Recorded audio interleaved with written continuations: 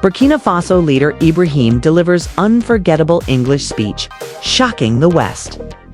What happens when a young leader steps onto the global stage and delivers a speech that shakes the world? Burkina Faso's Ibrahim just did that, speaking in English and leaving the West in shock. Let me tell you the story behind this unforgettable moment. It was a historic day. Ibrahim, the 35-year-old leader of Burkina Faso, stood tall on an international stage, delivering his first-ever speech in English. You are ambassadors here, representing your country in the beautiful nation of Niger. Your role is important. Today, because of the ongoing and devastating war, the imperialistic forces have tried to tear our unified and strong society apart, completely and utterly annihilate us, and make sure that we can never lift our heads again and are forced to submit forever. However, the effect that they are expecting or hoping for will, unfortunately, never come to pass because the required conditions and circumstances simply do not exist. Because instead this war has come to bond us, unite us, and more than ever, we remain standing. And we tell them that we will never cry and we will never kneel before anyone again, no matter what happens in any situation. This war that has been imposed on us has united us. It is in this war that AES was born. AES will change the history of Africa, will change the history of the world.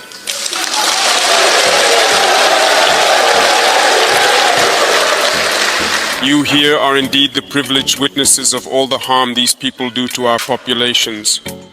Since July 26th until today, you have experienced the sufferings and hardships inflicted on the Nigerian people in particular, and all the peoples of the US through inhumane sanctions.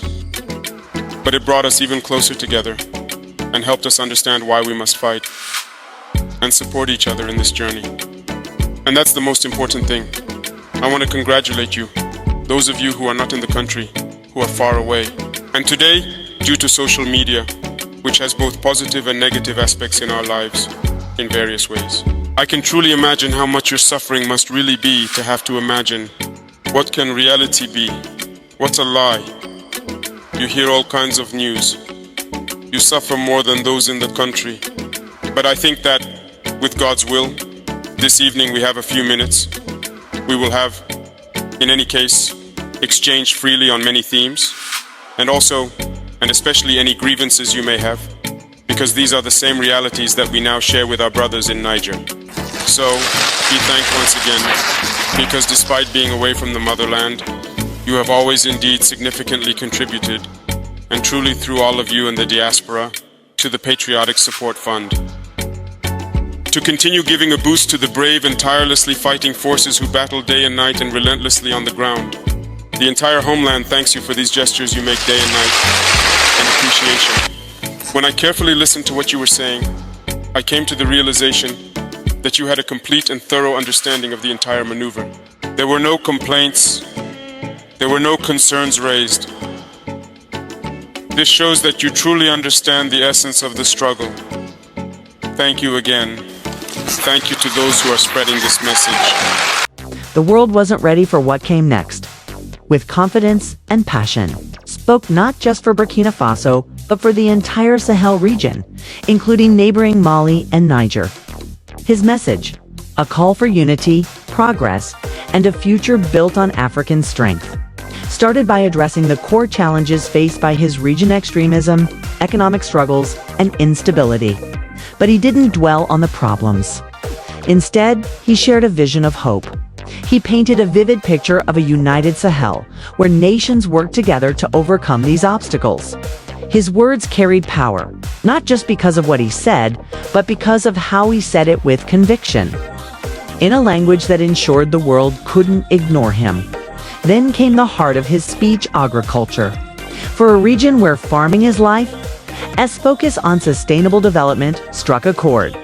He spoke of embracing modern technology to transform agriculture, empowering farmers with resources and education, and building infrastructure that could connect rural communities to the world.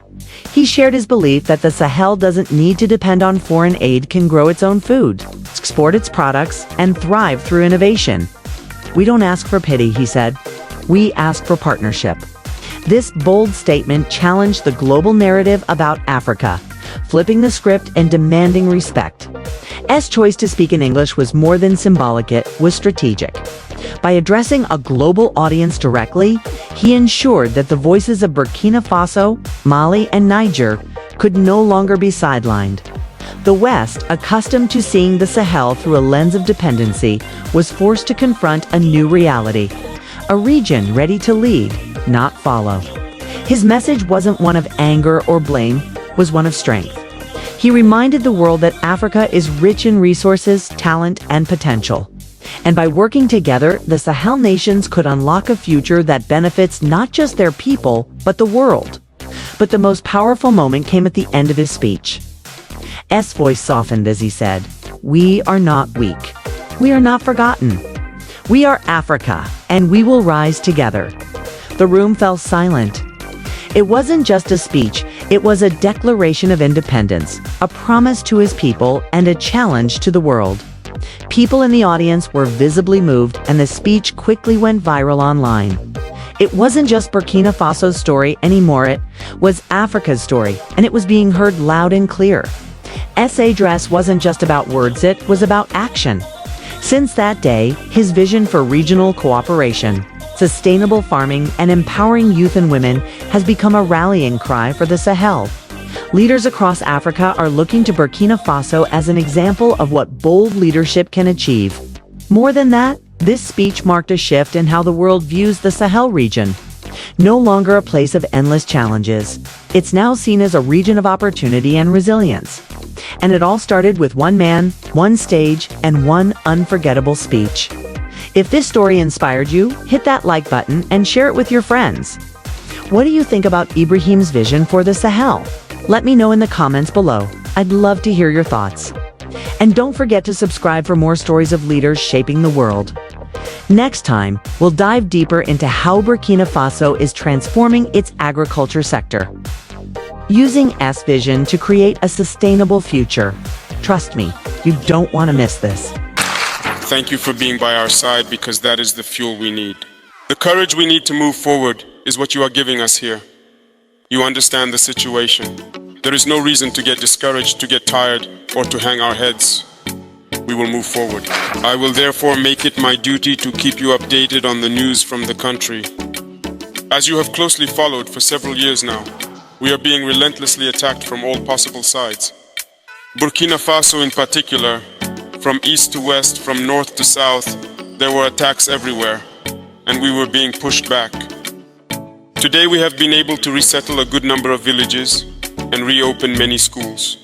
In many areas, activities have resumed, and there is absolutely no area where our forces cannot set foot when they want to go there, anywhere at all. But despite this, in reality, you hear narratives from those who are referred to as imperialists or their local lackeys who happen to be with us. And they don't care whether an area has been recaptured or not. But when an area is lost, they get on their high horses, grab the loudspeakers, shout, and often make up all sorts of stories.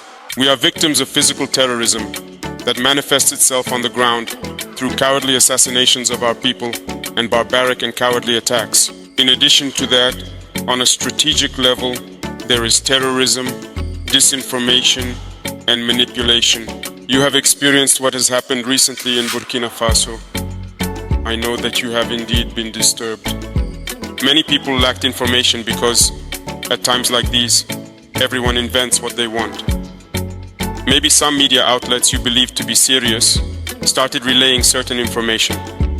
This proved to you that they are not serious media. They spend time manipulating Africans. But today, thank God, you have discovered that it is all false. It's manipulation. They take the information, manipulate it, and give you what they want. You have understood everything, and I think we no longer need to raise awareness about this. Unfortunately, these people will always find house Negroes who will always find ways to manipulate and control, and will do everything in their power to ensure that their desires are met. And that is what we are experiencing as well. I know you are following it. Unfortunately, some Burkinabés have once again withdrawn to neighboring ivories, and are pulling strings with the imperialists to try to destabilize our country again. Thank you for watching Noble Black News, where we strive to bring you the real stories and perspectives that truly matter. If you found this video insightful, don't forget to give it a thumbs up, share it with your community, and leave your thoughts in the comments below. We'd love to hear from you. Make sure to subscribe and hit the notification bell so you never miss out on our latest content. Together, let's continue to uncover the untold stories and celebrate the achievements of the global Black community. Stay tuned for more powerful stories. Until next time.